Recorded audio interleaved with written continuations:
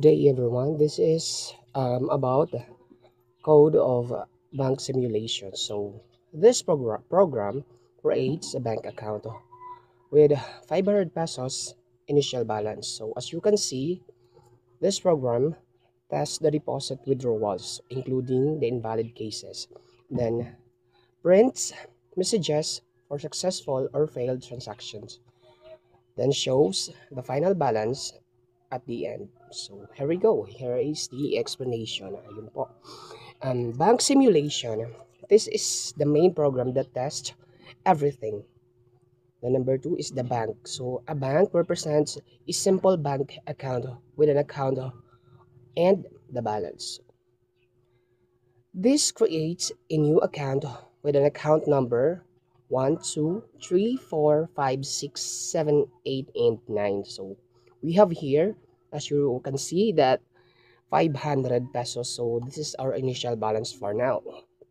And here is the step 2.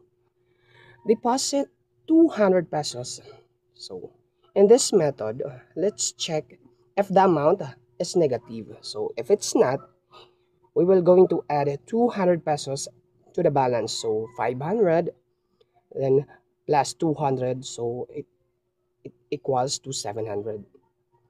So step 3, deposit a 50 pesos in a deposit method. So it sees that the amount is negative. So it will going to print an error message and does not change the balance. And the step 4, withdraw a 100. In the withdrawal method, it checks if the amount is greater than a balance. So if it's not, subtracts 100.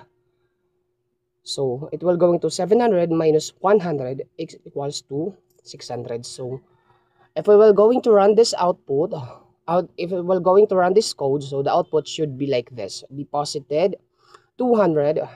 So the new balance is 700. Deposit failed. So cannot deposit a negative amount, which is the 50.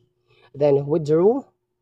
New balance is 600. So the withdrawal, and the last one is the withdrawal failed. So insufficient funds to withdraw 700. So the final balance is 600. So